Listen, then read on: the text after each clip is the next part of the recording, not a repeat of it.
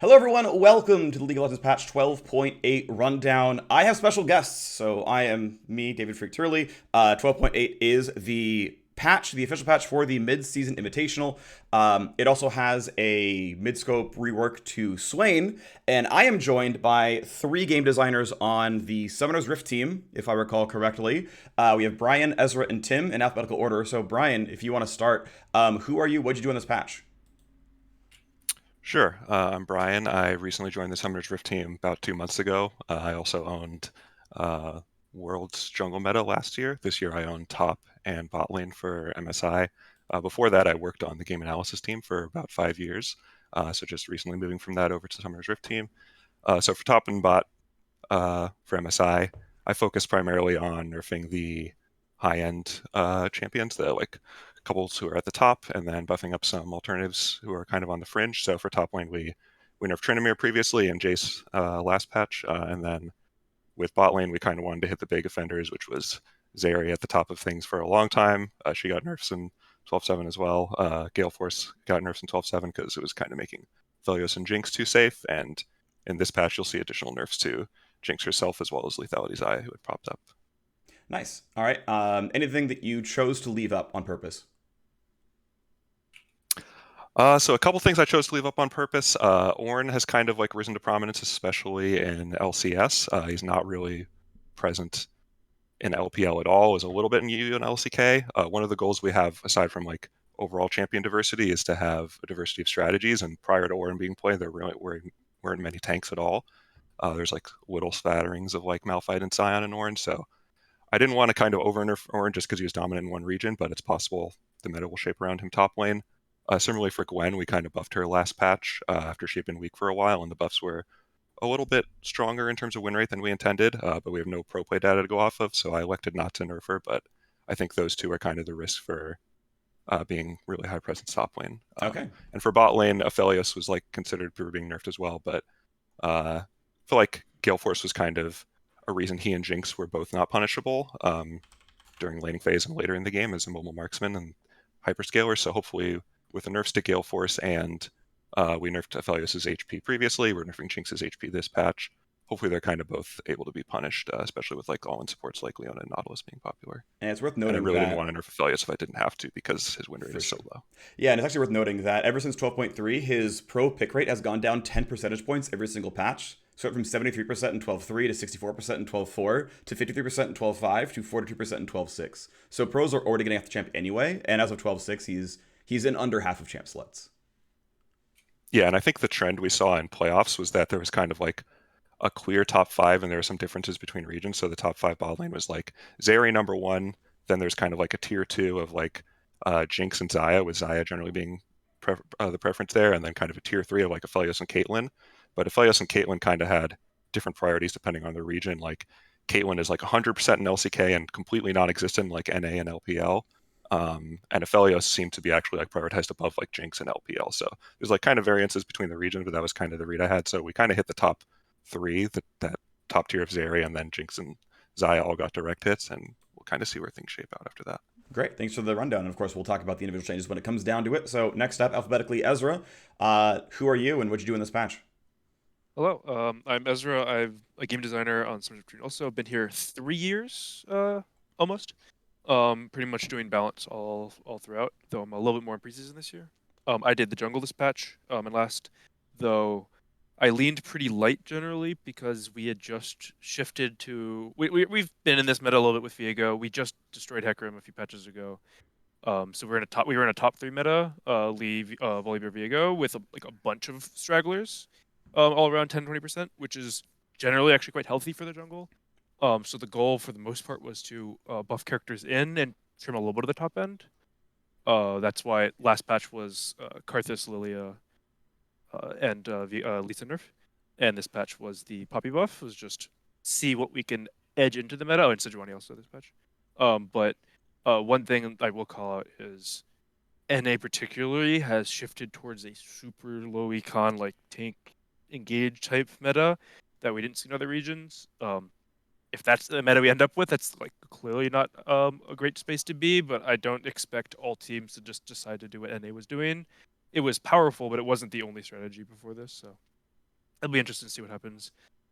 I'm hoping we see a little bit more carry junglers. Diana's still good. Karthus is surely very strong, especially because you can flex him. Poppy is a triple flex now, probably. Yeah. And yeah, OP Poppy, can't wait. OP Poppy. OP Poppy. Yeah, I mean, you can't spell it without those letters, and there's even some extra P's for, powerful. Okay, we're done with that one. Tim, you maybe had the biggest starring role in this patch, so give us the rundown on you and what your contributions were. Yeah, my name is Tim. I've been a designer on League for the last 2 years, mostly live gameplay, some preseason last year. In this patch, I did the Swain Midscope that you're going to see at the top of the patch, and I also did mid and support for MSI. And as you look through the patch rundown, you see that it's pretty light, and that's probably going to be one of the biggest questions about MSI is that for mid and support, not much is changing this patch on the nerf side. So everyone's going to ask about the big three, which is going to be Yeah. Ari, LeBlanc, and TF. Like, why aren't they here? Why aren't they The here? answer to that is that, well, our goal for MSI is to include as many champions as possible. And so our goal for mid this year was bring up champions we think can compete and counter these champions. There are going to be strong and weak champions for each international tournament. This patch, this MSI, it's probably going to be Ari, LeBlanc, and TF. There will be contested picks. Some will be banned, some will go through. Our hypothesis was if we nerf them a tad, just 1 or 2%, they will probably still be the top champions. They will probably still get picked a lot. They might get banned a little bit less. But then suddenly you get this triangle of 2 or 3 picks you see every game. Where if you say, okay, they're going to be the strong picks, pros can expect them to be strong. Let's give pros options to play against them.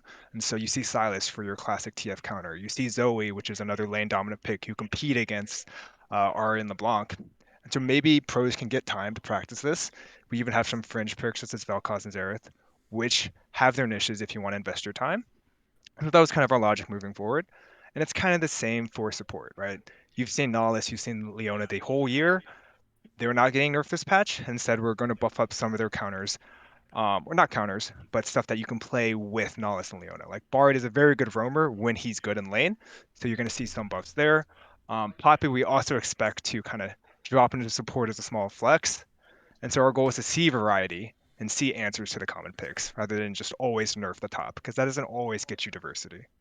Okay, cool. So a lot of the top end, kind of across the board, it feels like obviously Jinx and Xayah getting specifically nerfed. That's kind of moving around a bit, but a lot of the metagame we'll still see. But if it turns out that there's a counter strategy that's just stronger, then you see teams adapt by week 2 or week 3. But otherwise, it's going to look familiar, at least at the very beginning. And you will see some of the just drafting paradigm shift, right? Because you won't Sure. see Zeri at 100%. You won't see Rise at near 100%. Teams are getting more comfortable playing Sylas and Galio into TF. So the top lock-in bands are probably going to shift a little bit, which means maybe Ari moves up there, maybe a new champion moves up there, which suddenly switches a lot of the dynamics as well. Cool. All right, let's get into the patch itself. So first things first, I know you were just talking about, we got the Swain Midscope coming in, so I'm going to read through the parts that matter to me. So first things first, there is now a level 11 scaler on the max health healing. 1 through 10 is identical. There's just now a 9% at, actually, sorry, it's at level 16, I assume. This is that from is a 1, typo. 6, 11. So there's a level 16 scale now on Ravenous Flock. So for all support Swains and almost all bot Swains, and then the vast majority of the time for mid Swain, this is no change, but if he's really liking, he's going to heal a lot more. The bigger part is the max health increase going from 5 to 12 per fragment. I didn't have a good way of measuring or guessing how many fragments he's going to pull in the game. I've actually played a lot of Swain. I played a lot of him bot lane in 2020, but I did like a rough mock-up. So this is going to be, I forget how many it is exactly, but actually I can scroll over. I assumed 68. Almost, one short of nice. 68 souls by the end of the game at level 18.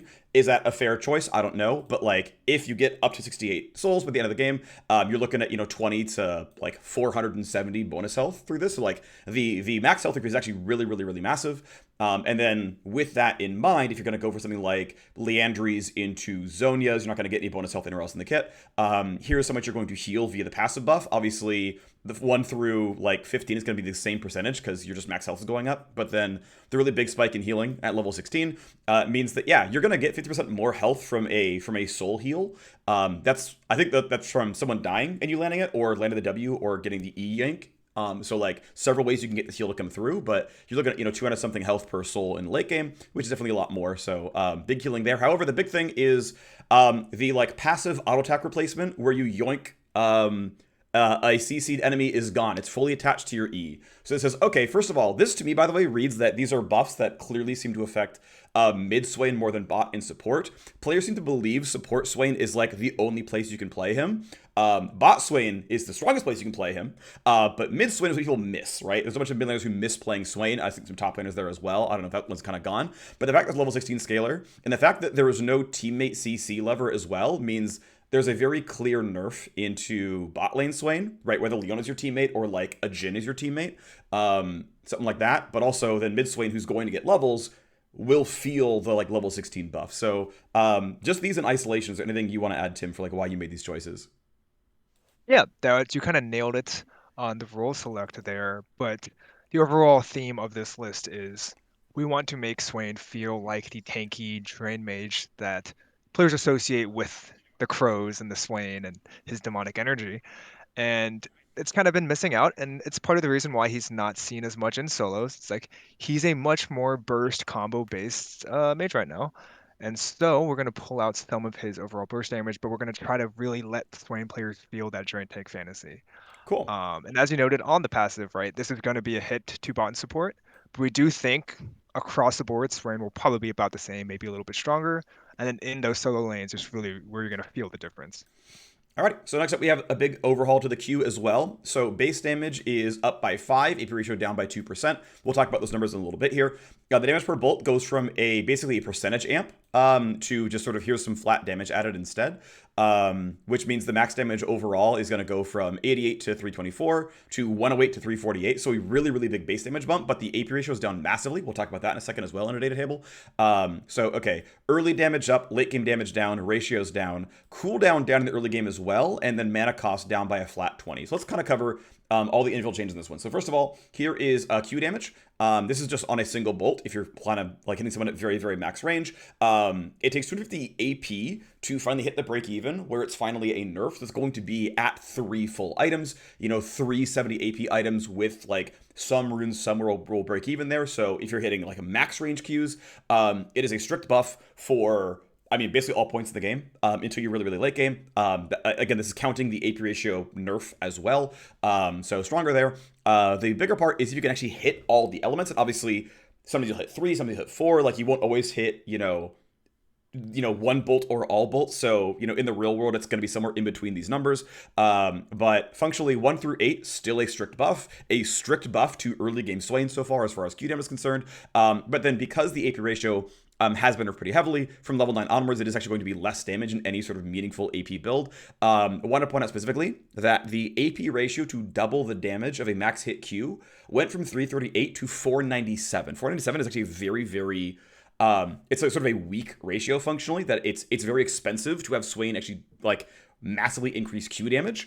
So this means like items like Death Cap are less valuable. Now, Void Staff is percent pen. That's going to, multiply no matter what. Sword Shoe is going to do no matter what.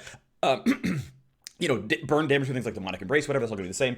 But, like, specifically kills, well, not kills, but really hurts items like Death Cap and really aids items like, let's say, Spirit Visage or like an Abyssal Mask, where, like, forsaking AP means less here.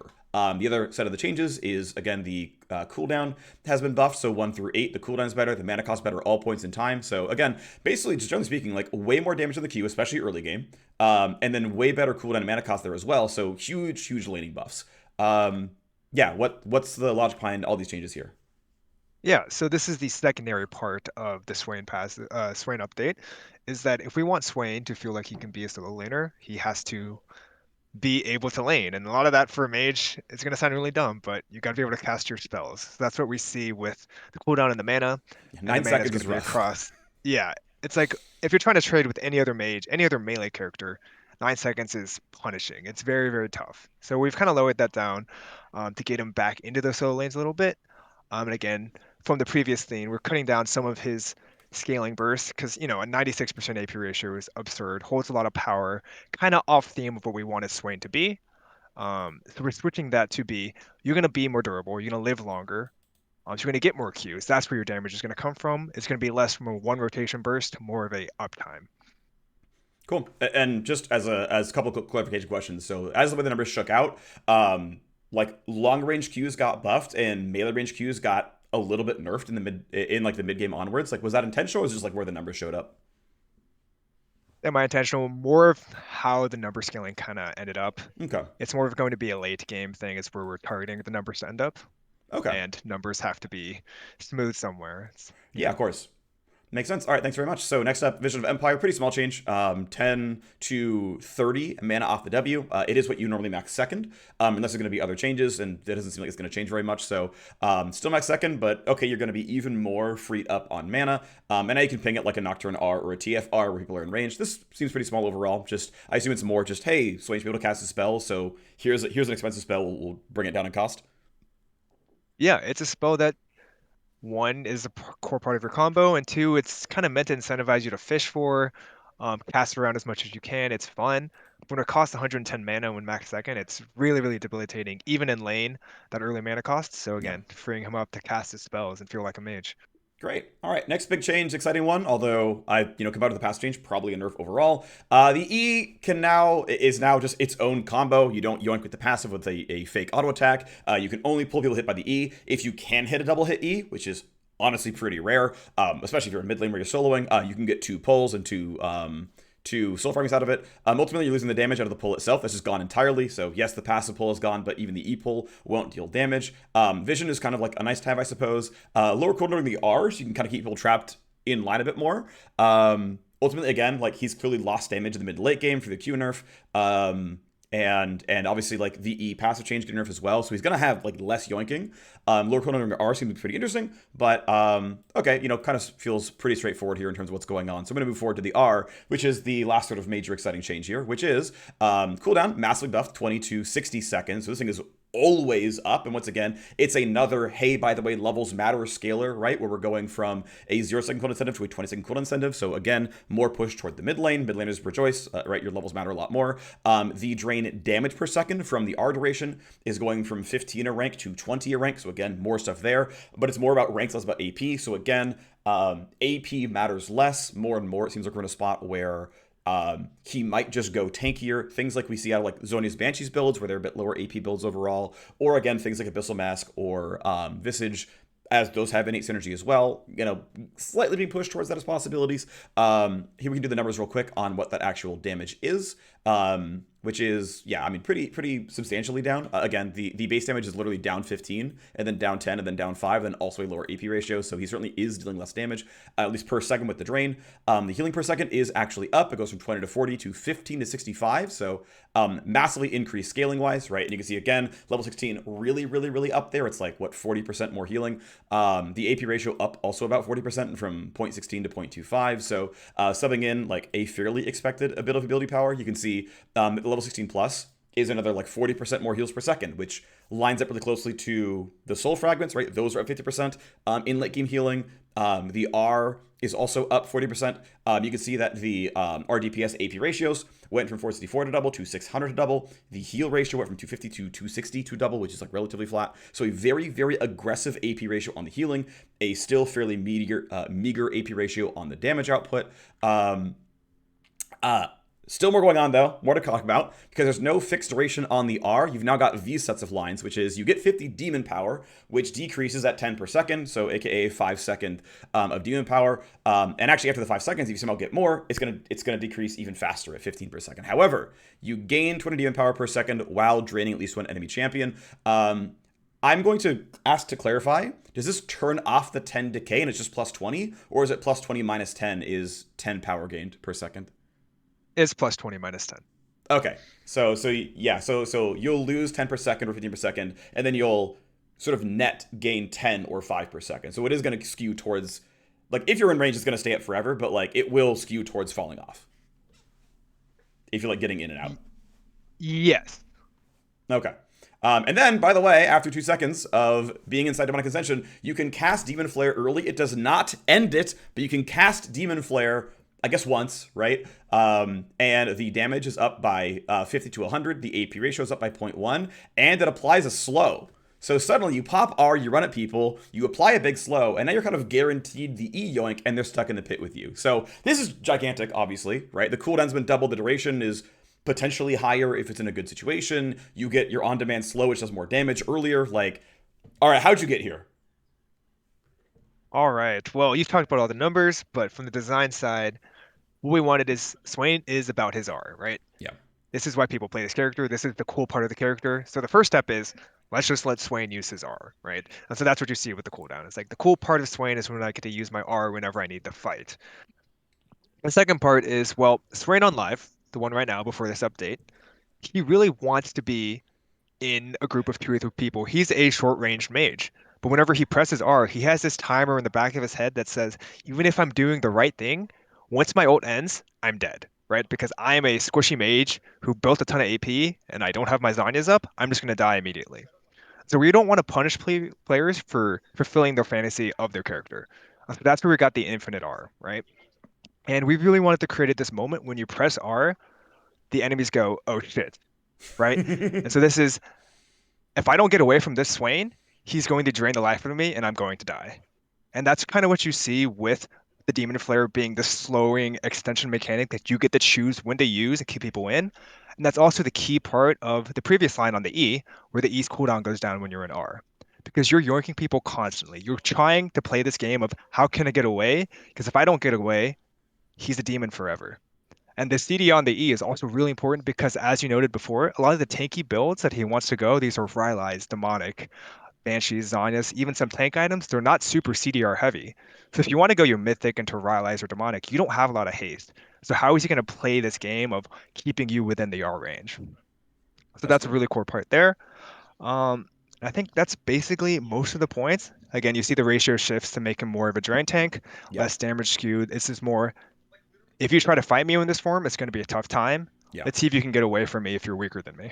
Yeah, quick look at the numbers real quick. So the total like drain plus heal per second went from 55 to 35 at rank 1. So it looks like level 6 is less of a power spike. 85 became 80, which is pretty close at level 11. And then 105 becomes 125 at level 16. So again, a lot more about level scaling, but it does feel like, at least looking at the numbers and know like really good look what's going on overall. Looks like level 6 Swain is weaker, but looks like his scaling is going to be really incredible. One thing I missed initially is he no longer gains the flat bonus health of 135 to 275 when he presses R, but because it doubles the health gain of your soul passive, I sort of, let's see, where did I put the slide? Oh, it's right here. It only takes 9, 15, or 20 souls to buff the total health on Swainar. So, like, it's a buff, right? Like, if you don't have 20 souls by level 16, you haven't been playing Swain the entire game. So, though that line went away, the Susceptive, because the double health is still there, and is actually a strict buff. And again, he keeps it while the R is up, so that's going to be pretty valuable. Here is, by the way, the cooldown difference. Right, the numbers are pretty obvious. And then here is the expected damage of Demon Flare, right? Up quite substantially. It's about 40% at all points in time. So, definitely a bigger bit of burst. Sure, by the time we're like casting big demon, by the time we're casting big demon flares, we're not getting the yoink damage.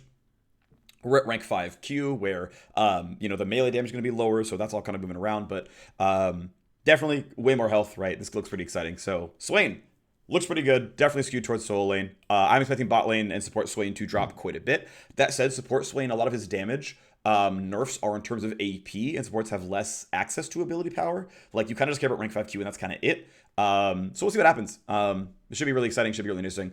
But yeah, looks like a lot of fun, and then, hey, we'll see if the numbers are out of whack or not. Next up, though, we have Bard coming in. So we mentioned that Bard is getting buffed to help him kind of be an answer to other tank supports, other engage supports, if he can sort of lane pretty well. So it's a bunch of early game focused buffs, basically. So chime damage is up 5, and then up 2 per 5 chimes. AP ratio is the same, his base AD is the same. So in a case where, and I'm basically like assuming, I'm just saying, hey, like, what if chime count scales like base stats do, and we're going to scale up to 50 chimes level 18. Is that accurate? I don't know. Either way, it's a 17% damage increase to just overall meep damage. This is a rough approximation of what you're going to see out of meep damage. Is it perfectly accurate? Probably not, but like, it's somewhere around here in a real game of League of Legends. This set is going to be chime damage counting an auto attack. Obviously, his base AD didn't change, so it's, percentage-wise less impressive, but still, yeah, more of a bully. Again, he does get this value at level 1 with the 5 damage increase, so can lane harder, can gank a bit harder by getting a couple of chimes across. And then Caretaker Shrine is going up 5 to 25 health. Again, no change to the AP ratio. Bard doesn't tend to buy a lot of ability power. But 5 to 25 extra health on Caretaker Shrine. This is an ability that you tend to max second. But, the rank up does matter more. So, okay, a bit more health on maybe people surviving. And certainly just like bigger health packs in the mid game. So, why these buffs on Bard? Yeah, you kind of touched on it, but it's like Bard is not a hard counter to Yeah. Nautilus and Leona, which are two of the most popular picks. Some Alistar. But what Bard does do is, well, one, he's ranged. So over the first 1 to 3 levels, he actually does get a little bit of a pressure advantage, some small prio. And then he is, of course, Bard. He's a good roamer, and he can roam with the Nautilus to Leonas. A little bit tanky. He has the CC as a pick potential. So he can be a good flex option if pros want to invest in learning how to play Bard. He's not a hard counter, but he is an option, and that's what we're trying to give players at MSI. That's where you see the passive buffs mainly. It's like, okay, he gets to use these meeps early. He gets a little bit more benefit throughout the game to be more of a damage and, roaming threat. And then finally, the W is kind of tangential to that. Bard's been nerfed a few times over the past year, and this ability kind of fell below the bar where we'd wanted for his heals. And so we have the room to give him back some power, and we wanted to make this ability feel a little bit more satisfying when he uses it. Cool. Great. Next up, Ezreal in the bottom lane, who I'm looking through on his historic pick and ban data. So has basically been like 20% or lower for basically every patch. In 12.6 and Pro, it's under 10%, but he's been riding like the 12 to like 11% pick rate for the entire season. Some of that is people ban Karma. And Karma Ezreal is often like the intended pairing, so like you could maybe make an argument that Ezreal's like pro pick rate is actually deflated by like other choices being made, but he's certainly like not top of the meta, right? This guy is like a 10% pick rate again, so not a very popular champion overall. But buffs to his ultimate, 0 to 15 to 30 seconds off the R cooldown, and keep in mind R gets reset off of landing Qs, so minus 30 is actually really, really meaningful when the real cooldown is like 70 seconds. You're turning a 70 into a 40, not a 120 into a 90. So Ezreal's spamming a lot more ults. Why this one? So like you mentioned, Ezreal's been kind of on the fringe of pro throughout the season, around like the 10% margin. So yeah, some room there. And then in solo queue, he's traditionally kind of, once he starts getting to 50% or higher, he takes over pro. So he's been sitting around like 48 most of the season. So he had a bit of room in both cases. Like you mentioned, he's like a really strong pairing with Karma, and that's kind of where he's been picked mostly in pro this season. So giving him just like a slight bump up here, where hopefully Ezreal Karma can really be a premier lane to compete with the enemy, the other top 80 carries, and maybe he can get picked a little bit without her as well. The R cooldown is mostly just, I think R is just like a really fun ability to cast on Ezreal. It's also something we've seen pros use a lot in the past to kind of poke, while they're sitting in mid lane, kind of poke out the enemy AD carry with R cast and get consistent like mid lane prio and pressure off that. And like you said, this is like often R buffs, especially late game skewed, are kind of less impactful than they read because you have to hit, in this case, level 11 for it to even do anything. How many R casts are you really going to get? But like you said, Ezreal like built a lot of haste, has the flat cooldown reduction on Q, and also his R is just a really powerful ability. Like at rank 3, this thing is 650 base damage. So I think this kind of is maybe more impactful than it reads. Are you ever concerned? Because you mentioned the like ult buffs tend to read bigger than they actually are. You mentioned, when Ezreal has 50% win rate in solo queue, he's a big pro problem. This like 2% win rate delta between like solo queue, like, average and pro viability. Like, are you concerned you're exacerbating that with a more of a read buff than an actual power buff, or is that not a concern? Or is that not even accurate?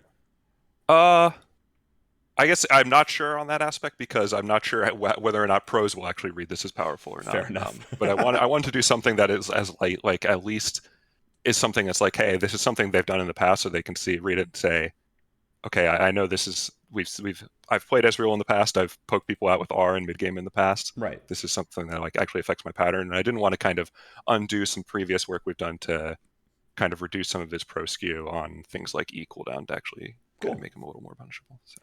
Great, thanks very much. Alrighty, well, next up, Fiddlesticks is getting buff. I think Fiddlesticks is a champion we basically see almost not at all. But the heal percentage against champions is going up. Now, W has both a flat damage component and a percent missing health component. Against monsters, no change. Against minions, no change. But against champions, he's going to be healing more at rank 2 onwards. A 5 percentage point shift at rank 2 is what? 1/7 more healing overall on the ability. So Fiddlesticks, are we going to see him in pro play because of this? I feel like pro's going to be like, whatever, not playing Fiddlesticks. Yeah, I agree there. Fiddlesticks here was mostly a solo queue buff. He's actually quite weak in low elo and reasonable in high elo, but not particularly powerful.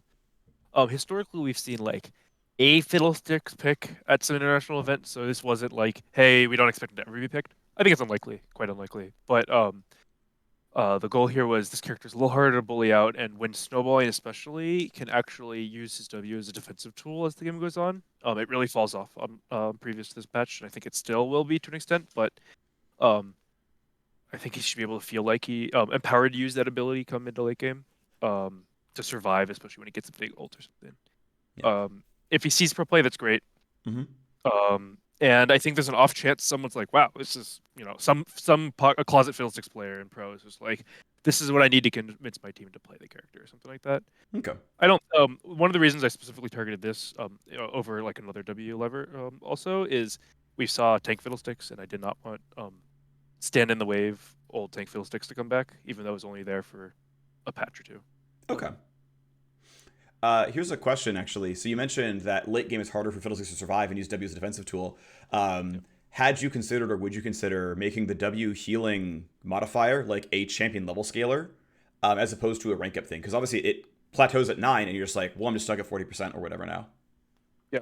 I think it's reasonable. So one of the reasons I went with a level up is because it's based on pre-mitigation damage dealt by your spell, and the thing has a pretty generous AP ratio, if I remember correctly. Okay. Especially because you end up hitting multiple people more often from mid to late. So it has actually some fairly natural game time scaling already. Okay. So it didn't. I didn't look at this and it's like, this really needs this to be effective. Though I think if it still felt very limp come next patch, it would be something to look into. Okay. Of note, compared to most other damage skills, obviously it does both damage and healing. It takes over 500 AP to double the damage of Bountiful Harvest, which is generally pretty meager. It's 70% total AP ratio across the entire duration at 360 base damage. And it doesn't amp the missing health damage. So Fiddle does not seem to scale very well with AP, at least for the W. The other Ws I haven't looked at, but like it's not terribly aggressive. It's AP ratio contributes, and then percent health obviously increases as that scales by itself, right? Yeah, exactly. And then also just more people more often. So together, it's like none of those are massive game time scalers on their own, but he has 3 of them there. True, you're right. Yeah, there are more targets later on. There's more health later on. You have more teammates to get people low later on. I see that. Yep. Yeah. So it can natively scale. Your ult gets them lower faster. Yeah. So it's altogether was like, didn't seem to suggest I should do this right away, but it's the kind of thing we could look into, especially if it didn't get the movement we were looking for. Cool. Thanks. Appreciate that. That's a good thought. Because yeah, you're right. Like as your ult ranks up, the missing health damage W just actually increases on its own, because you just do more with ults. That's actually a really good idea. That makes a lot of sense. All right, next up is Jhin. I think August did this one because I saw he was like putting the change list up, and people have downvoted. So August is not here to say why he did this, but obviously, he's buffing his baby. Obviously, right? The man's clearly biased. Deadly Flourish, 1/4 second increase on the root duration, and no longer reduced against monsters. So Jhin can snipe Baron more easily. Captive Audience, 4 to 2 seconds off the cooldown. And the trap no longer deals reduced damage to monsters. Worth noting that traps all have, like, ubiquitously a repeat hits deal less damage marker. So, like, throwing 7 traps on blue buff. Traps 2 through 7 still do reduce, like, the same reduced damage as before. But trap 1 now does more. So it doesn't really affect his, like, dive bombing of camps that much. And obviously, like, minion clear is the same and whatnot. But okay, E is ranked last, so 4-second buff here. W is ranked second. It's just a flat 1/4 second buff at all points in time. Here's the data table.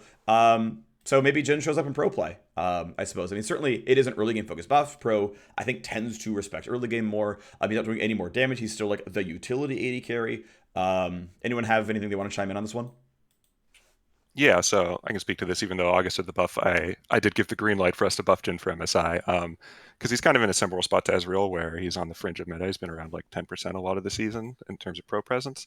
And then in terms of solo queue, he's doing fine, but he has a little bit of room to be buffed without really being close to overpowered. So wanted to give him a little bit of a buff to make him an option in MSI. And I think looking at these lines, the monster stuff, is probably realistically not that impactful unless you're playing, maybe you want to play Jhin jungle or something.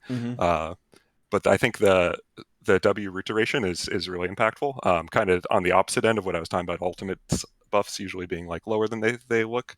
Yeah. CC duration buffs are usually more impactful than they look. They usually have like quite a big effect on things, and in particular, like Jhin, when he's been played in pro in the past, has been often prioritized because he's really good at like setting up picks with like his W and R. So increasing the CC duration on W should be hopefully like a pro skewed buff, and I think is, there's kind of 4 lines here, and it might be easy to think there's kind of a lot of them that don't make a huge difference, but I think the root duration pulls a lot of weight here. Nice. Yeah, quick sort of data dump on this one. So the pro season started with Jhin at a 50% pick ban rate in pro across 12-1. That fell to 30% across 0.2 and 0.3. That then fell by half again to 15% in 12-4. That then fell by half again to 8% in 12-5. And I can't see a recorded game of him in 12-6. So like, just like pros were like, actually, he's like a top 580 carry. And they're like, and just consistently just like, we don't want to play him anymore. So it's kind of interesting to see like that's the way it's been going. So if that were pros wrong in the first month or so, has the game changed around him? Either way, getting buffed here, and we'll see if he does well in pro. Because I'll bet you his solo queue win rate didn't shift by nearly as much across those times, from going like a top 580 carry to like an unpicked one. Pros have fallen off entirely, so that's kind of interesting. Next up is Jinx. Jinx, contrary to much popular opinion, is actually, as far as I can tell, a very strong early game champion. She has really, really good lane control in a lot of cases because of rockets. And early game health nerf is going to shift that around a fair bit as well, where you can actually maybe kill off the Jinx in an early game fight. Again, pro tends to be skewed towards early game. I think that tends to prove out to be true. But yeah, 50 health off is definitely pretty meaningful here. Her base health down a solid 8%, especially considering that the most common pro builds now are longsword and potions or refillable. That this is actually 50 raw health missing compared to like a Doran's Blade start where, well, 270 or like 670 becomes 620. This is actually like that full 8% nerf. Yeah, and the thing I'll add here is that I think the thing you're saying about her being early game skewed is statistically true in solo queue, but at least in pro, teams seem to value her for her hyperscaling. It's kind of been the narrative this season of her and Phelios as kind of the 2 hyperscaling AD carries. So, like I said at the top, kind of wanted to hit their safety, both in terms of early game durability. This is base health nerf to Jinx. I don't think it really made sense that she was one of the tankiest early game champions in terms of base health as a squishy marksman, or supposed to be squishy marksman. And we also hit the Gale Force cooldown, so hopefully they can be punished more both early and mid game. Cool. And hopefully that, especially with Leona and Nautilus, that can come true. That's great. Next up is Xayah as a bot laner. We have seen her a little bit off and on. I think she spiked more maybe a couple patches ago, but I thought she was really strong, really fun to play. Trying to find her overall pick rate data. So 12% across 12-4, jumped to 25% across 12-5. But like that was her peak. Like she's been under that for the rest of the season. So for a very short time we had a lot of Xayah, or at least like a bit of Xayah. She was kind of around, but not seeing her a ton right now. So the changes are basically all to AP Xayah. AD Xayah has no change because every single change here is to an AP ratio. So unless you're gonna go for Ludens or Nashers somewhere to get W evolve, these do not change AD Xayah in otherwise any way. So hybrid or AP is a change. Basically the passive has doubled its missing health AP ratio from 2.5% per 100 to 5% per 100. We'll talk about those specific numbers in a little bit. Void Seeker's damage then got very much dropped down from 0.7 to 0.45 AP. Pretty meaningful change there. And then Killer Instinct's shield actually went up. So this is all seemingly pushing AP Xayah toward the more melee range ult in land autos trigger the passive and off of the pure W poke. Of course, with enough haste, you can land 2 evolved Ws and trigger the passive yourself. You kind of got to be at around 4 items with something like a Horizon Focus to make it really easy, or like a blue buff, something like that. But it's not always straightforward. It can depend on ranges sometimes as well. But here is the difference in how much missing health damage she deals on a relatively conventional AP build. This is going to be around, I think, 290 AP at level 18 for this one as an example. But you go from 20% missing health to almost 30% missing health, which is, I think, pretty meaningful, actually. Decent amount of extra damage. As far as the W is concerned, this is going to overstate the difference more than it should, because I'm basically not giving her any AD items in this calculation. It has a pretty generous AD ratio. This is her base AD, and just the amount of AP that she would kind of a typical mage conventionally buy to get like a relatively close look. But I'm not including the base passive stack damage.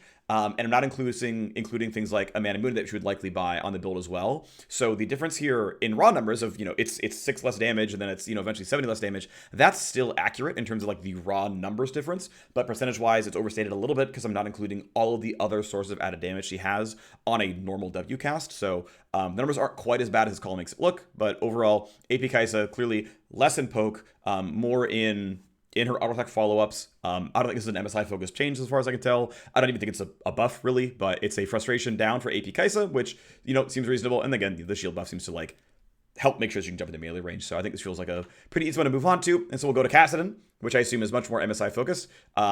20 flat buff on the shield, as well as a 0.1 AP ratio on the magic shield on Q. Force Pulse actually going to be equal flat damage, but the AP ratio is going up as well. So scaling buffs to Kassadin and some safety buffs in AP lanes. Oh, you want to talk about it? Yeah, go for it. Oh, yeah, I'm here for that. Well, actually, this is in part MSI, but also in part for solo queue. Kassadin was nerfed, I think, a while ago, let's say 11.24B, where we nerfed his magic resistance passive. Essentially, he just takes less damage from AP sources. He's just been weak since then. And so he's weak in solo queue. He could be a nice counter to all the AP picks and MSI. Sounds like a good buff target, right? So what we did here is we buffed his reactive magic defense, right? Instead of his passive, which is always on, his Q is much more of a reactive spell. Its shield right now is pretty tiny, doesn't do great. So getting him a little bit more power there to actually maybe fight against LeBlanc, maybe fight against RA, more AP targets. And then right now, if you play Kassadin, you go through this kind of weak trough and you're not getting a huge payoff late game, just buffing him, giving a little bit more damage late game. So if you can get through that rough, level 5-ish area, you actually get a payoff. Cool. Well, he might see some play in MSI. We'll see. Great. Looking forward to that one. I think Kassadin's a really fun champion. Next up, the champion I like a lot, Mordekaiser. So Mordekaiser, by the way, actually a pretty solid jungler. Jungle Mord's actually pretty great.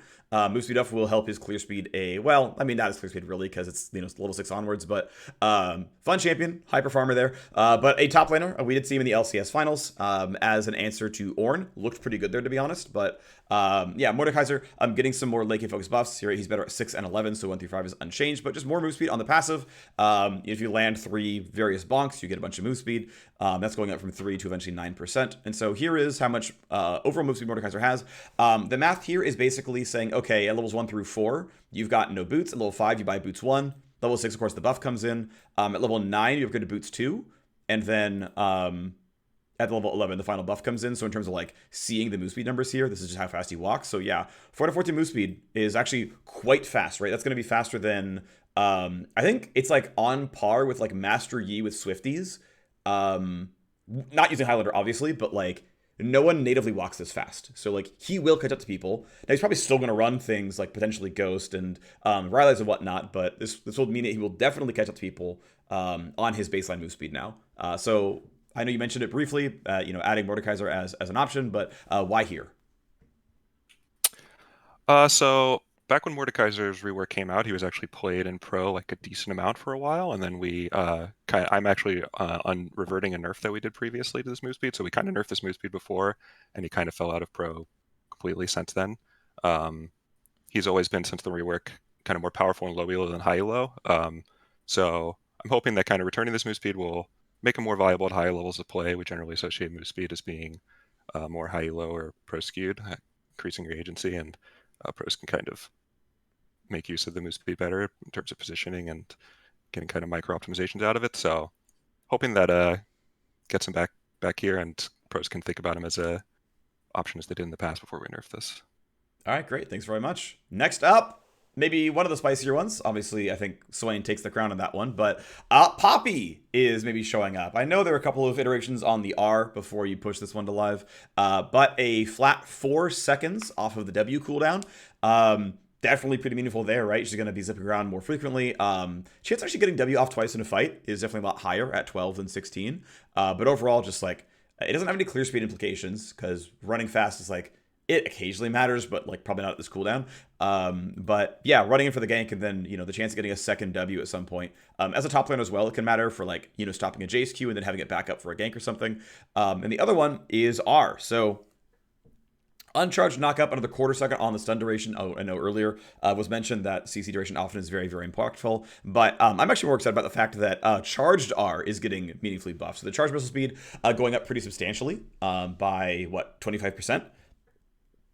That looks really cool. The knockback distance is up 50% as well, so people are gonna just fly all the way back to their Nexus a bit more reliably. Like that's really exciting as well. And then if you're channeling R and you get stunned, it's on a short enough cooldown that you can maybe get it back at the end of the fight. So I'm glad that there were like excitement charged R buffs because I think it's like one of the cooler parts of Poppy's kit. But these also feel like relatively safe. That like if you land to the R, you often kick them out anyway. It's just like it's kind of more exciting, and W feels like a very safe buff as well. So, why Poppy and why these buffs?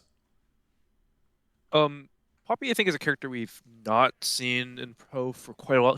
I remember she used to be. There was like that. It was like Marin against Fiora or something like that, where you just like full combo from full health back in like the glory days of Poppy. But she's pretty exciting, and she's also a flex, like a triple three-way flex. You see Poppy support sometimes, you see Poppy top, and she adds a lot of interesting draft considerations because she pretty hard counters certain characters with her W. And we've seen a little bit of play. The reason I looked at Poppy this patch specifically was we've seen a little bit of play from her in Korea and stuff. So I was just like, okay, there's some thought around this character, and this character can be pushed, especially in this meta that's a little bit more towards the ganky and tanky junglers. And as for the specific looks, it was W is sort of her marquee ability in many ways. It's the ability that makes her truly a different character from the rest. Just like I shut down dashes, and it was on such a long cooldown that she really like a bad cast or a cast to engage meant the spell sort of just didn't really do much. Right? It was just like you cast the spell and that was your cool output wasted or Right. Yeah. wasted. So it was just let's give it cooldown. Let's see if we can really push that part of her. And then the R changes were really just this was in many ways a feels change as much as anything else, which is both sides of her R cast, the charge and the tap cast, they both felt kind of limp on this character, right? It's like you spend an ultimate with a 2-minute cooldown or whatever it might be, it's close to that, for a 0.5 second knockup on a 0.35 cast time or something like that. It's like that's quite bad for an ultimate. And then the flip side is you waste a second and a half charging and you knock them out of the fight and they just show back up to the fight. Or you get CC, are both like pretty poor cases for this ultimate. So it's just like, can I push this character to actually have an effective ultimate? Can Poppy feel good about both has her ultimate? In playtests, you knock someone from middle of mid lane to their tier 2 tower. That's a lot. They can still get back. It's not like they're back in the base, but it is definitely to the point where that is a meaningful spell to cast, which I think is particularly important for this character to feel good. That's great. All right, thanks very much. Well, we're getting near to the end of everything. We got a Sejuani buff coming in. This feels very, very light overall. Frost Armor comes back in from 12 seconds to 12 to 6 instead for not taking damage from any champions or monsters. So it's probably still not coming on or, coming back on during a jungle clear at any point in time. Obviously, it means literally nothing at level 1. But, like, who cares? It's only on the first time at level 1 anyway. It feels like a short enough cooldown where, mid-game, as a top laner, it's going to come back on. If you can disengage from a team fight and come back, you're going to have the extra durability. So, definitely not the lever I would have, thought of first. So, why is this the Sejuani buff? So Sedge is also a character we've seen historically in pro and not recently. A lot of that was to do with we shifted a lot of her output towards damage. Also, she's very, very front-loaded for a tank. She engages, she casts all of her CC, and then she says, and her passive procs, or aftershock too maybe, and then she just doesn't do anything for 10 seconds or so while her E comes back down, her Q comes back. So this is to lean into that pattern to an extent. It says, Sejuani engages, she does her thing, she then is allowed to exit the fight, get her passive back if she has the time, if it's a messy skirmish, and then re-engage with a lot more durability. I think should be pretty good feels for the character, especially top lane, which secretly she's actually almost overpowered there. No one's playing her, but she's really strong. Good up top. One of the she's actually should be a flex. She can counter some characters pretty hard. I also think just generally this character she's very durability light for a tank after her initial engage. So giving her the ability to get more durability back if she's playing well, I think is pretty exciting. Cool. And this will just like happen like instantly at random points in time where it's like, okay, I finished my blue buff and I walk to scuttle, and that 1 second or 2 seconds is why I pass this up and I can like fight Lee Sin more safely. Like that will just happen sometimes, right? Like a lot of times I know it's very easy to like think about cut and dry cases where, oh, the 4 seconds won't matter on the cooldown because like it's up when I want it. But like there are always just incidental gameplay things where like we finish Dragon or we finish blue buff or whatever, and that window is when a fight was going to break out. So like this will just like at arbitrary points in time just like give her durability in team fights. So for anyone who's like, oh, this doesn't do anything, like in sort of like almost immeasurable ways, like it will matter randomly.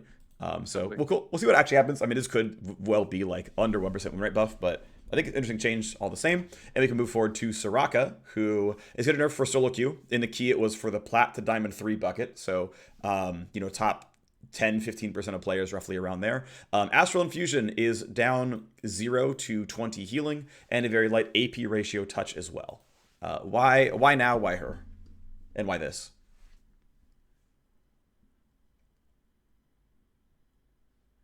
I think Ezra did this one. Oh, I did do it, but I guess it wasn't targeted towards pro, so I should talk about it. This is just Soraka was clearly sort of on the high end of power in solo queue. She was like technically not overpowered, but might as well have been. And so the goal of this change was just her throughput healing is very high. And it still will be high, right? This is not Soraka is now weak at healing. This is the total output of Soraka's healing over a long team fight is slightly lower, or if she's pumping an Orin full of health, that Orin won't quick cut as much. And because she buys so much multiplicative stuff with the heal and shield power and so on, this it is a reasonable nerf to this character. It is not actually just 20 healing. It ends up being quite a bit more than that. right. The base cooldown is really short on this. Yeah, it's very short. It's like I don't know, it's like 1 second or something. I'm looking it up right now because I don't know off the top of my head. Soraka W is 6 to 2 seconds based on rank. So 10 health per second before heal and shield power before AP is a substantial difference in health. Yep. So I think this is going to end up mattering. This is a win rate buff. This is a solo queue buff. But if you're listening to LS and you think Soraka is going to show up in pro, this will nerf it there too a little bit. There you go. Yeah, boom. We get the cross referencing going. All right, next up, Sylas. I heard mentioned as an answer to Twisted Fate, as one of the common counterpicks. I've seen that there several times. If you're Jojopion, you win the lane. If you're Bjergsen, you lose the lane. Weird how that works, but 20 seconds to 10 off the cooldown. Now, I will say 30 seconds on rank 3 the ultimate feels dangerously close to the old tank Sylas days, where he would just try to tank long enough to get a second ult off in the team fight. I don't know if we're going to be quite there, but I remember that was like about where the number was when we saw Tank Sylas taking over pro play. But yeah, definitely up very often. Now, my understanding is you still can't steal from the same target until that internal cooldown's up, and that part has unchanged. But in terms of like stealing a TF ult and then stealing a Leona ult afterwards, that's going to be 20 to 10 seconds faster. Yeah, and so this is kind of a theme you're going to see for a lot of our champion targets here. It's not size specific, but it's like these are champions that are not extremely powerful in solo queue. These are champions that are either average, maybe slightly weak, and they maybe have room to be an MSI pick. So that's why Sylas and other champions are going to be buffed. Again, we're buffing the cool part of Sylas's kit, which is his ult. Pros get to do thick things with this ult. So do solo queue players. Makes him better as a counter pick. Makes him a little bit open to more picks, especially early game, where he should really be playing around which ults he takes rather than is my ult up. And then the late game ult, it is really low. I don't think we're at that big of a risk. It's been a lot lower when we actually had the problems, but I think he'll be a fun addition to MSI, and I do think we'll see him a few times. Yeah, I think he's a cool champion. Also, Sylas is like the highest base stat scaling in the game, which finally like fixed his solo queue pro play skew. Just give him 2,700 base health, and he's like actually solo queue viable. It's great. He's a tank. His base stats are like absurd. It's actually kind of funny. The like lengths you have to go to like fix pro versus solo queue skew. He's like really out there, but it works. Like I don't personally care. I just think it's kind of funny. That's just where his numbers ended up. Tristana is next up. Tristana I do like quite a lot. Another champion that at least from solo queue data is deceptively early game focused because your last skill that you rank up doesn't do anything. Like no one cares about rocket jump points.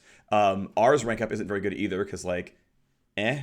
And so all of your damage comes from a lot of your early bursting, where you can just kind of one-shot somebody at level 3 with rank 2E. That's where a lot of our power comes from. So in this buff, we get some AD growth up by a little bit.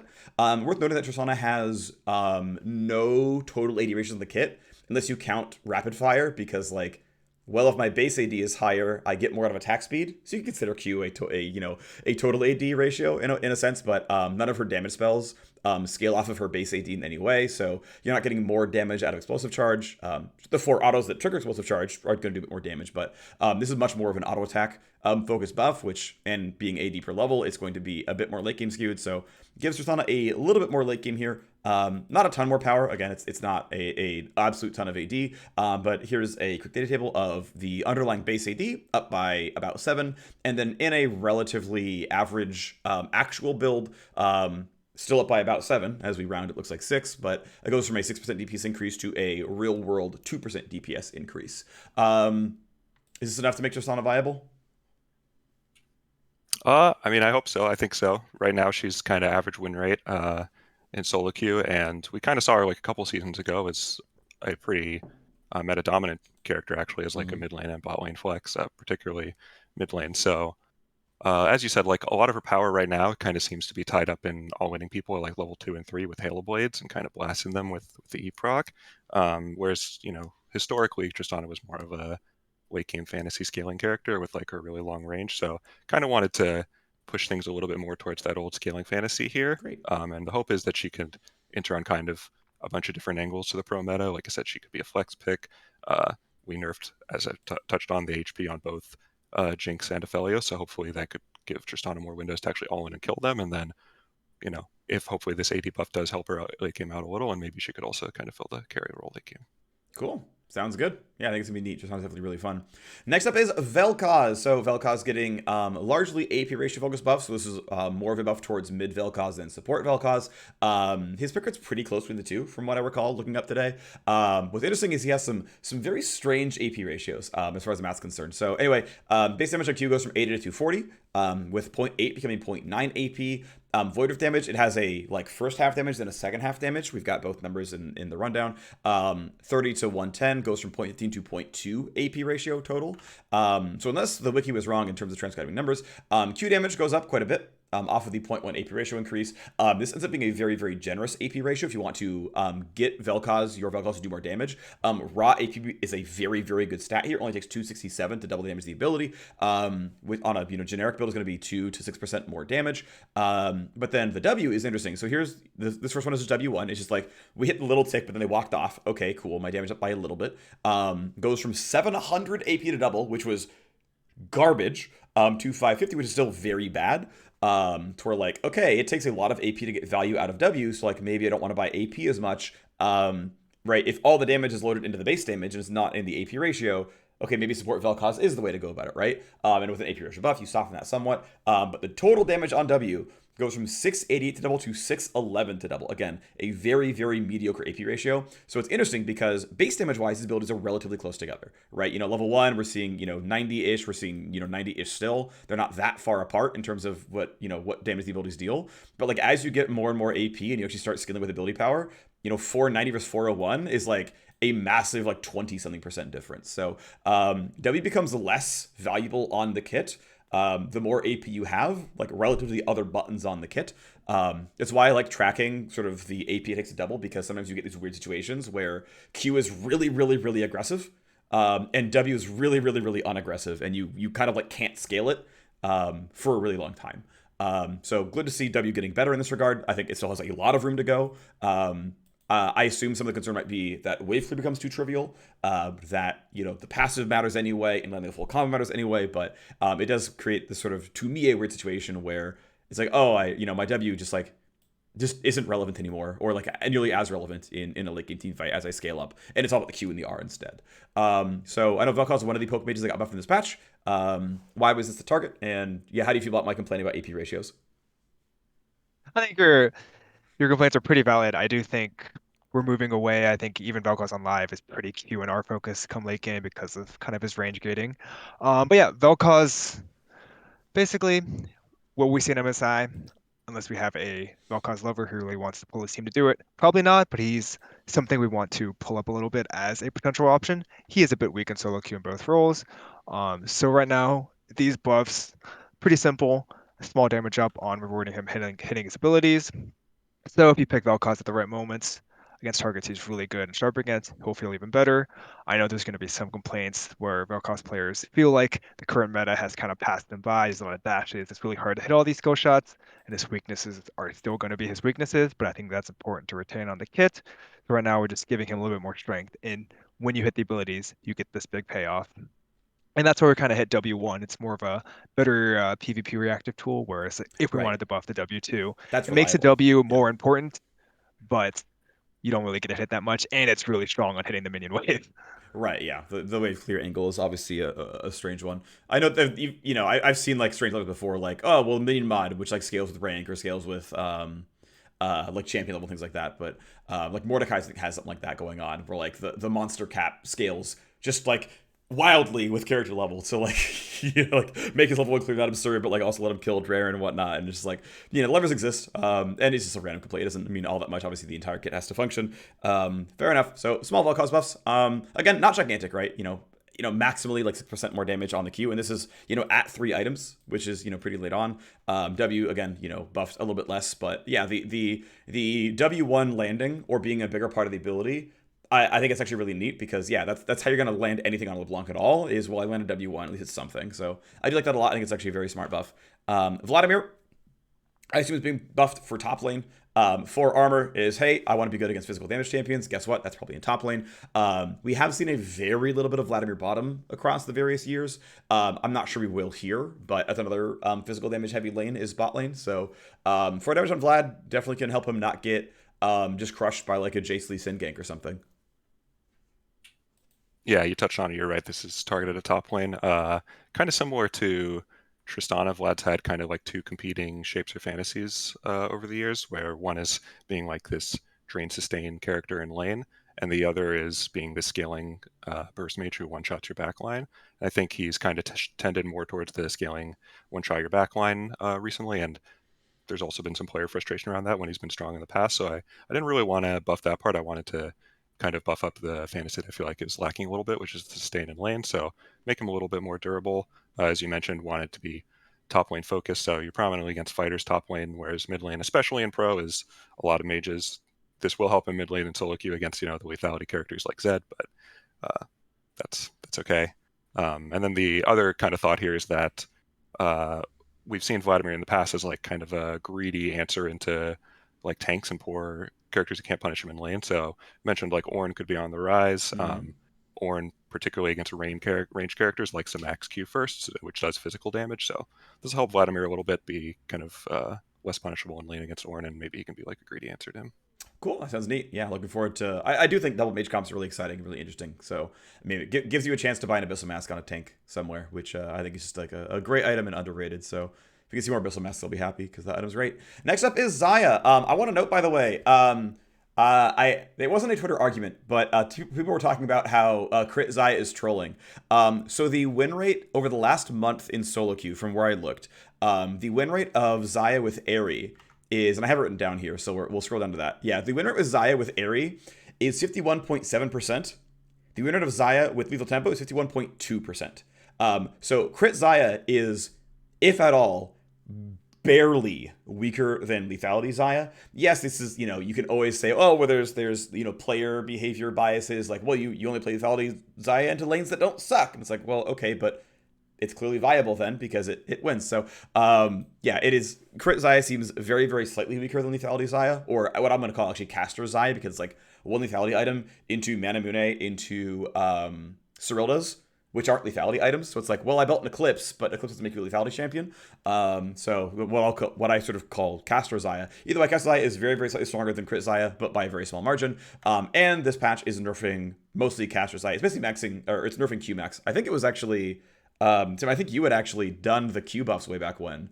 That was like, I would like to make Q second a viable option on Xayah because everyone's going E to W, and we've gone for Circle to Q max first as like the slightly optimal build. Anyway, the rank up on Q is going back down 0 to 20. This is per dagger, so it's 0 to 40 in total damage. The bonus AD ratio is going nowhere. The cooldown incentive is getting flattened to 0 to 2 seconds instead of 0 to 4 seconds.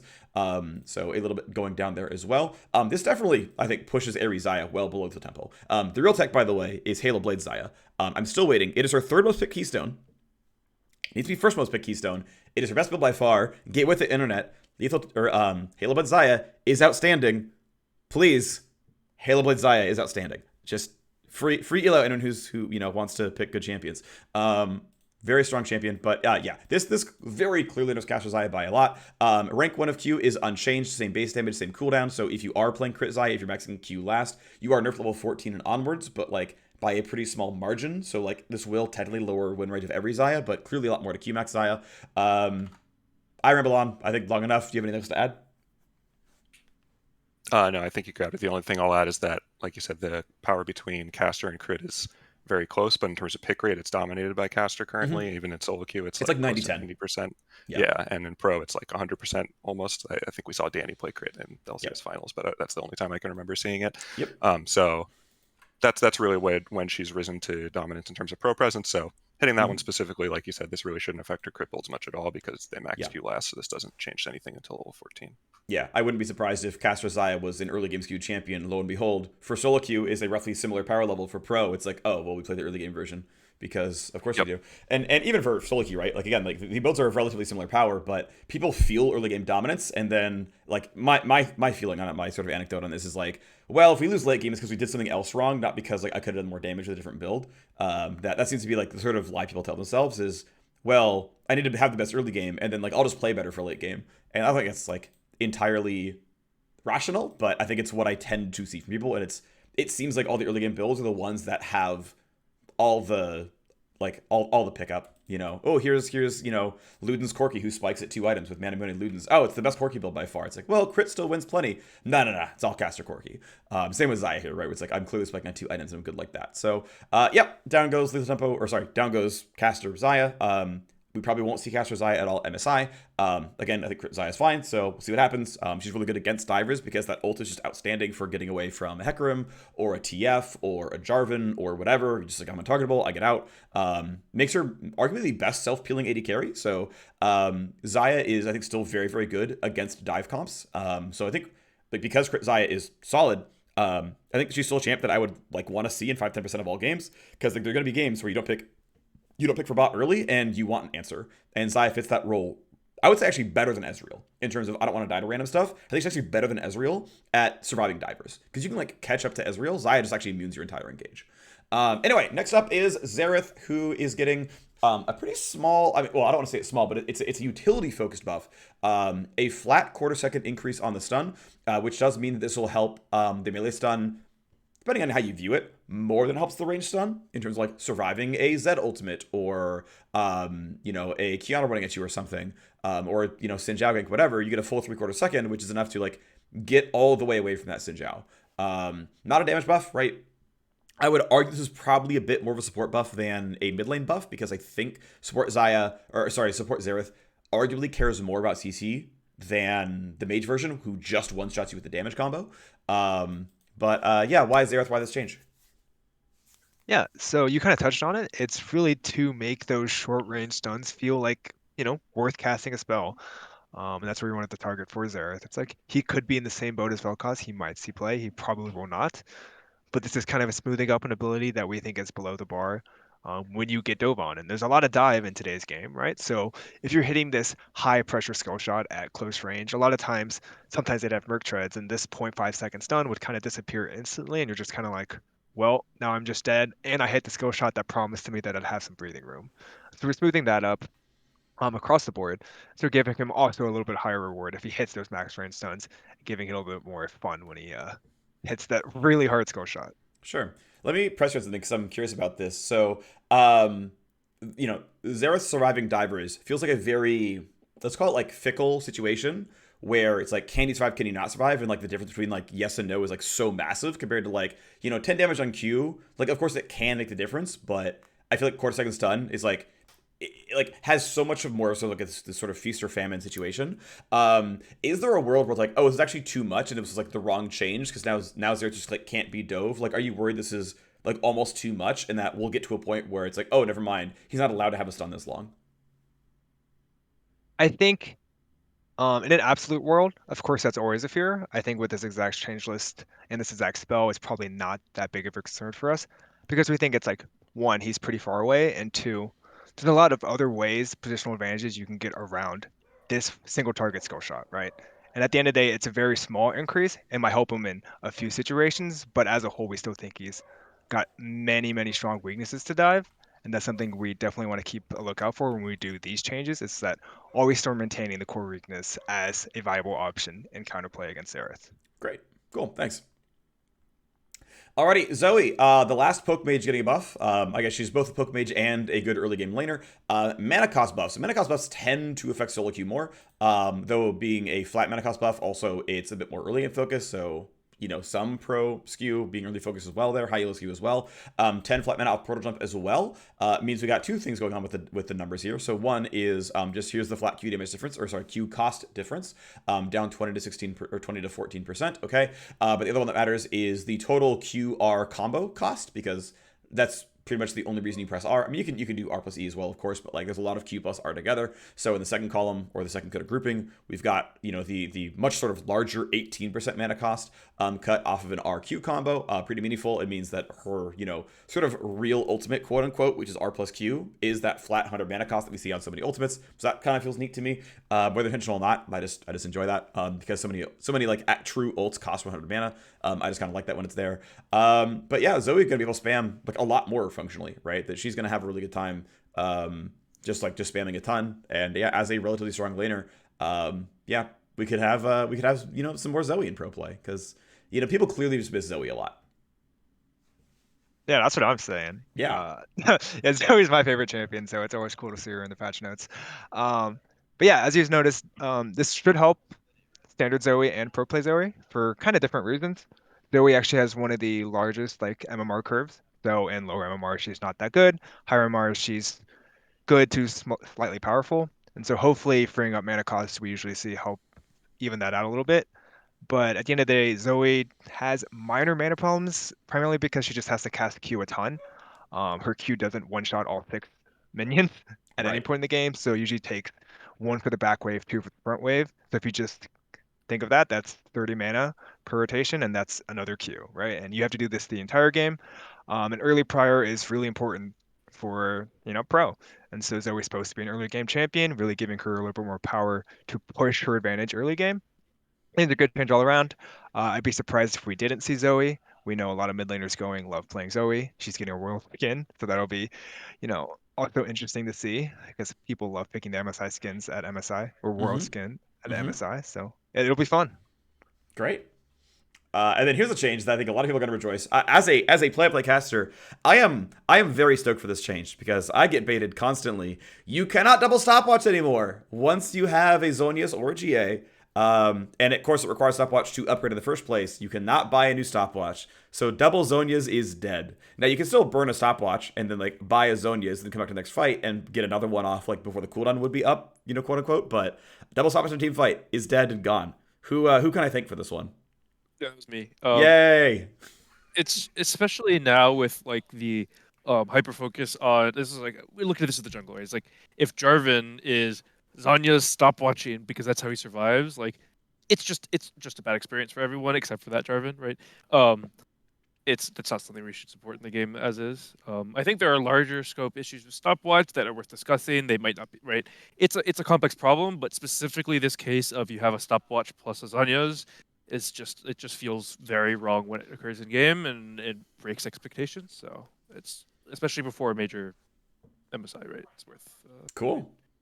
Yeah, I mean, I think it's good to be going away. I think that's great that people want to buy real stats to their items. So that is every individual change on the patch. We're gonna scroll to the top And I'm not sure I'm going to ask y'all for input on this because it's going to be relatively quick, but patch 12.8 TLDR, this is the MSI patch. For those of you who only watch the TLDR, I recommend going to these sections in the description below on the ones you care about. We did have 3 Summoner's Rift team gameplay designers on this patch rundown to explain the rationale behind the champions they buffed and nerfed and the changes they made. Heavily recommend, really cool stuff there. So if you missed that, go check that out. But let's go ahead and talk about what's going on. So Swain, Midscope, rework is actually pretty massive. What it comes down to is that he does less damage, is overall more durable. So the passive healing is up at level 16. He has a 9% max health heal at level 16. The health per soul fragment is going from 5 to 12 as well. This will be several hundred health over the course of the game. This is definitely very, very meaningful. But he's losing some dual lane power because you can't pull things that are stunned by teammates. You can only pull them through your own E. That's going to be, of course, a very big deal. Definitely a nerf into bot lane support.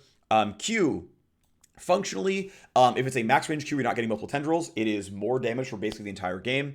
If it is going to be a perfect 5-bolt hit, it is lower damage level 9 onwards, but higher damage otherwise. But a flat lower mana cost, a lower cooldown at low ranks. Q always does more damage before rank 9. Huge early game buff to Death's Hand, but a bit less damage late game based on how many bolts you land overall. Bit of a mana cost buff on W, not a huge deal there. E can actually multi-hit now in terms of, you can pull multiple champions with the E, but again, you can't pull off of other people's CC, so it's only off your E now. That pull no longer deals damage, so again, late game Q is down in damage. The pull has no damage, but he's way tankier. And the other really big change is R has a lower cooldown. It is lower damage at all points in time. The healing is functionally higher at all points in time, especially late game. 40 becomes 65, 16 ratio becomes 25 ratio. Huge increase in healing.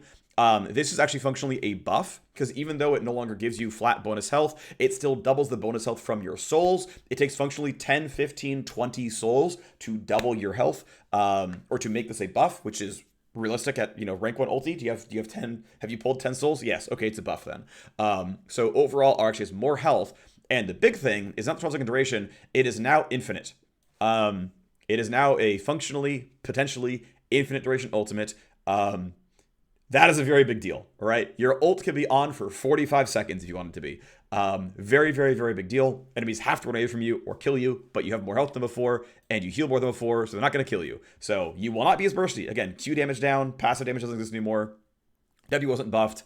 R deals less damage, but you're way tankier, and they are going to have to run away from you, or you're going to have a 75-second duration ultimate, and I keep raising the numbers. 2 minutes later, the Nexus will fall. So there's a whole bunch of stuff around, if you're not draining, you lose bar. If you are draining, you gain bar. It could be infinite. The other big change is you can now cast R2 Demon Flare during the ult. It does not cancel the ult. You can cast it once during the ult after 2 seconds have passed. It has a slow attached. The damage is up by 40%. So that will make up some of the damage lost off the passes, some of the damage lost off the Q, some of the damage lost off R1. But does have this now as part of the combo. And again, he's definitely tankier. This feels like buffs. Aside from no yoink off teammates, that's going to matter a lot in terms of Poppy went for a tackle, to gank, and I yoinked, and now we have the setup, right? That's gone. My teammate, the, Nami or whatever, landed a bubble, no pull there. So, that stuff is gone. That dual lane stuff is gone, but, pretty big changes. Definitely matters quite a lot. Bard, a mostly early game focus buff to his passive, 5 more damage per meep, extra +2 per 5 chimes. Still going to be a little bit early game skewed overall, but a bit more damage. Looks cool. Carrying a Shrine, 5 to 25 more healing. That's max heal. So if you're instant cast on a teammate, you're not going to get the full value. Percentage-wise, going to be the same, but in terms of flat value, not quite as much. So Bard is roughly balanced solo Q. Obviously stronger here, so we'll see what goes on with that one. Ezreal gets 0 to 30 seconds off his ult cooldown, which is really meaningful because of the Q cooldown reset mechanic. It's a lot more ults, should be pretty exciting. Just kind of rip them off on cooldown basically, and just keep queuing minions to get your ult back. This could be pretty meaningful. I think we'll see quite a bit of Ezreal at MSI because this buff. Fiddlesticks. From level 2 onwards is going to heal more against enemy champions. Monster heal unchanged, minion heal unchanged, tank fiddle for mid lane, probably still gone, thankfully, because that's really annoying. But yeah, a pretty meaningful upgrade in amount of healing. This is 40% more healing in a team fight, which means even with not any substantial AP investments, this is a 350 point heal or something. It's pretty meaningful. So this is We'll see how much it matters, like how much you're going to get interrupted or not, but definitely a lot more health in the team fight, so we'll see how that goes. Jhin, I think, is actually a pretty big deal. It's a quarter second on the root duration. That definitely matters a lot. There's also these changes where you don't reduce damage to monsters anymore. I don't think it means much. I mean, technically you can steal a dragon or a baron or something more reliably, but like it's just kind of there. It's really whatever. But quarter second root duration I think is very meaningful. And 4 seconds off the trap cooldown, you max it last, so it's functions just a 4-second cooldown change. Matters a little bit. You can spam a bit more. If you're spamming traps, you can run out of mana, so be careful with that one. But small change here. I think the root duration like really matters. So probably we'll see some more Jhin as a result. Jinx, I think very good nerf, 50 base health, early game nerf. I think it's great. Probably should be allowed to be killed in laning phase, so big fan of that. I think good change on Jinx. She has been pretty clearly the top 2 AD carry in pro for a very, very long time. I think Xerath's been nerfed enough that she's not the obvious queen of bot lane, and so this will give, I think, quite a bit of room for new bot lanes to show up. See what it looks like. AP Kaisa getting, I'm going to call it nerfed, but it's a change. Voidseeker poke damage is down to the tune of a 0.25 AP ratio. Definitely pretty meaningful. However, she's getting it back in terms of more passive missing health pop at the end, and more shield in the ult, meaning if you land the W, the incentive is to go ult in and land 2 autos. Otherwise, if you're just kind of just chaining Ws, it's a little bit weaker playstyle. AD Kaisa is unchanged. There's only AP ratio changes here, but poke, a little less annoying. But if she ever do, like, if she can get enough ability haste to land 2 Ws back to back and pop passive by itself, damage can be pretty close together, ultimately. Kassadin getting buffs, flat 20 on the shield and a 0.1 AP ratio increase. Force Pulse, just a 0.05 AP ratio increase, so late game scaling via the AP ratios. As far as the flat damage shield, there's actually going to be enough shield that you can actually block a full damage ability. Worth noting that Q is never maxed first. It is incorrect to max it first. You always max Force Pulse. W versus Q second is pretty close. A flat 20 generally means you don't care about Q rank ups as much as well, because 60 is often enough. A decent AP ratio is often enough. We might actually see more E into W. W second and Q second are still pretty competitive, so like it's kind of whatever. Make your choices based on what you need. But yeah, I mean, this is actually pretty meaningful Kassadin buff, so worth picking up against mage matchups. Mordekaiser, one of my favorite champions. I love this champion. Bunch of more move speed, level 6 and onwards, which can really help him run people down. Catching up to a Soraka who's running away, or a Jhin who's running away, or a Xayah who's running away. Move speed is DPS uptime. So if you can get your passive on at all to catch up to your opponent, that's a pretty big deal. If you have rallies on them and they're flashing away, you catch up to them in time to rallies them again. Can happen for, like, I don't know, I slowed a Malphite or an Ornn or something. Definitely does matter. So move speed, pretty valuable. This basically puts his late game based on move speed at, like, higher than champions, like higher than fast champions with Swifties, unless they have some kind of other move speed buff. So this will put Mord as quite fast. Should be pretty meaningful for his mid to late game. Big and yet small changes to Poppy. A cooldown change on W will not always matter. 4 seconds flat off, you max it last anyway. 24 becoming 20. You're not always going to be in situations where this matters, but I think it's still a good change. I think this is a cool ability. Good to see this one buffed overall. The bigger one, though, probably is just the straight up, like, hey, my tap cast on R has a quarter second extra stun duration. Now an ult, having a full 1 second stun duration is not exactly the most powerful thing ever. So I'm actually, excitement-wise, really stoked about the other changes to R, which is the charge-up missile goes a lot faster. The charge-up knockback goes a ton farther. And if you're stunned or silenced during the channel, you can maybe get it back before the end of the fight, which are all really good changes. Huge fan of these ones. I think this is really, really good because, I mean, charging up R2 is like probably the coolest thing about Poppy. And so I think usability buffs are just huge Ws, even if it's not a huge power buff. Just it feeling better is such a win. So huge fan of this. I think it's a great set of changes. Very stoked that Poppy's getting these buffs just for, like, the champion being cooler. Speaking of cool champions, segues are fun. Sejuani, her armor is going to stack back up more quickly. Instead of being a flat 12, it goes 12 to 6 based on duration, or sorry, based on champion level. This both doesn't matter and does matter a little bit. Obviously, it's really hard to, like, oh, I'm going to hop out of the team for 5 or 6 seconds, then come back in. It's obviously possible. You could do it, but, like, most players won't. The part what's going to matter is, like, oh, we finished Dragon and then, like, rotated to take a team fight, and that took 8 seconds. And in one of the versions of Sejuani, she has her passive back, and one of these versions she doesn't. I finished blue buff and I'm going to go fight for Scuttle at level 4 or something. Well, those 2 seconds off the cooldown might matter because you might get that back before Sinjao casts E on you. And now you're not slowed, and now you take reduced damage. Like, those are the kind of things that matter. Those are the kind of points where, like, those level break points will be relevant. That duration will be relevant. So once in a while, Sejuani's going to, like, massively love this buff, and sometimes she's going to just not feel it at all. But, of course, will be a buff, and cool beans. Next up is Soraka, nerfed for mid to high elo, like plat to low diamond. 0 to 20 off the heal. The heal goes down to a 2-second cooldown when maxed out, so it's actually pretty high heal per second nerf overall. She does build some AP because you're going to want things like the Ardent Sensor and whatnot, and obviously she's running for like a Spell Thief that has AP on it as well, so she will feel the AP ratio nerf a little bit, but overall, a bit less healing, so she can't pump targets up quite as hard. The Q healing's still there, the ult's still there, all that stuff's still there, Redemption's still there, but a bit less healing overall. Next up is Sylas, who's getting 20 to 10 seconds off the ult cooldown. This is getting quite short. The ability to get 2 ults off in a fight is now much more likely.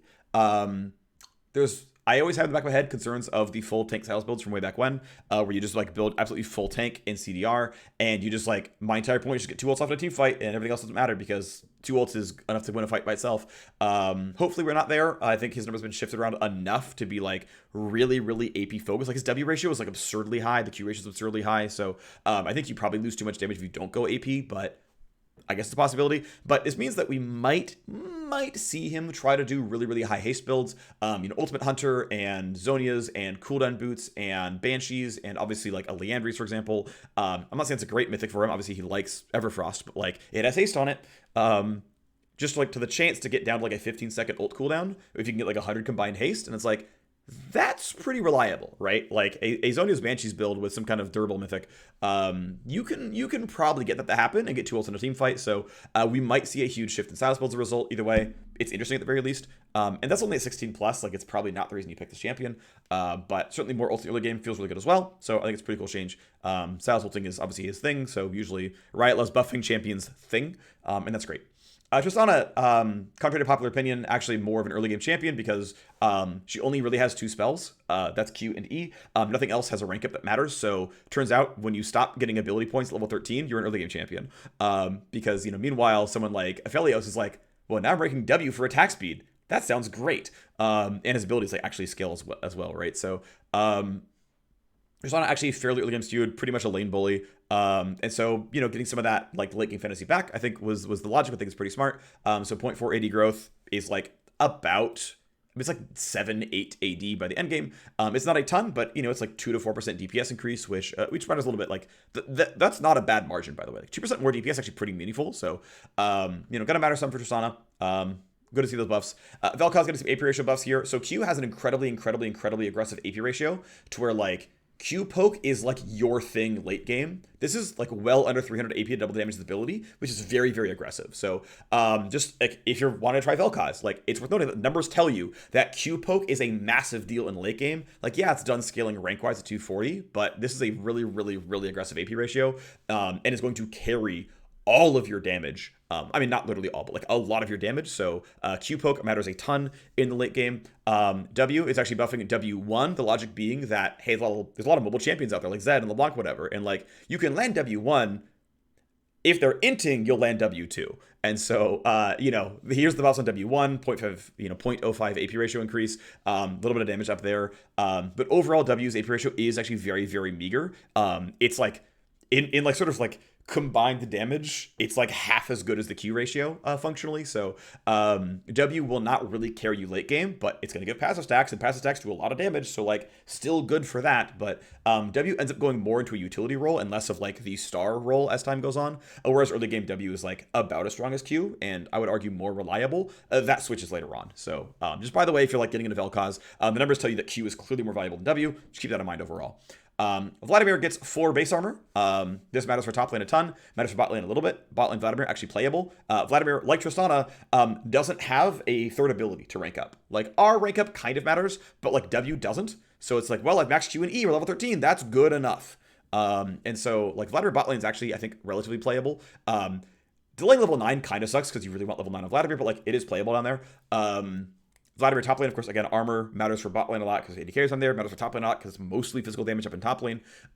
Interestingly enough, Fiddlesticks works really well into Vladimir because you can't pool the drain, so Fiddle just like wins that lane automatically. It's really abusive. I've played it once and it was horrible. So hey, by the way, if you see a bunch of Vlads, just pick up Fiddle. He'll work just fine. You'll drain take the Vladimir, and he gets his own medicine out of that one. But yeah, I mean, we'll see if we get Vladimir as a pick to some physical damage top laners. Does he survive Jace? I don't know. Does he survive Ornn? Probably. Ornn Q is physical damage, so good idea here. Xayah, worth noting that for everyone who believes that only Castle Xayah is viable, you are wrong. So her pick rate of caster Xayah to crit Xayah is like 90-10. The winner difference between Airy and Lethal Tempo is like less than 0.5%. Like they're like roughly equally strong. And the real tech for crit Xayah is Hail of Blades. It's like my third time telling people to run Hail of Blades Xayah. We have gotten it to being her third most popular keystone, so we're getting there. But Hail of Blades Xayah, everyone, please. It is very, very, very, very good. It is clearly like trivial to get your pullback in a trading pattern. This gives her the early game people think they need on Xayah. It's great. Hail of Blades Xayah, trust, it's amazing. Press the buttons. Q auto E is just like 500 damage in actually 1.5 seconds. It's really good. Trust, it's strong. Play it, please. Thank you. Anyway, Double Daggers is rank 1 is unchanged, so Emax Wmax, aka Crit Xayah, is unchanged until level 14, but Qmax Xayah, aka Ares Xayah, aka Caster Xayah, definitely much weaker. Worth pointing out that Q is a double hit ability. Now, it does have pass through, so like if you're hitting a minion first, all the damage is down by half, roughly something like that, but it goes from a 250 base damage ability to a 210 base damage ability. That is quite low. Obviously, Q into E means you get more damage back, and like the real combo is in fact like Q auto E, and the auto and E aren't getting nerfed, right? So in sort of more conventional numbers, it's not as big of a nerf as you might think in terms of actual gameplay pattern, but cooldown is up, damage is down, definitely a nerf over here. Next up, Xerath gets a quarter second onto his stun. Worth noting that a flat quarter second increase matters more for the low duration, aka short distance stun. So when a Sinjao jumps on top of you, you land the point blank stun. 3/4 second is long enough to actually get away from him, whereas 0.5 is probably not enough in a lot of cases.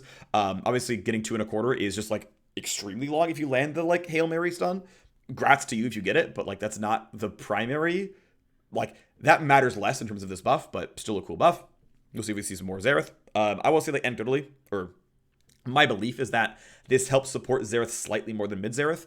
That could be wrong, but like my belief is that his CC is a bigger portion of his power budget as a support than as a mid laner.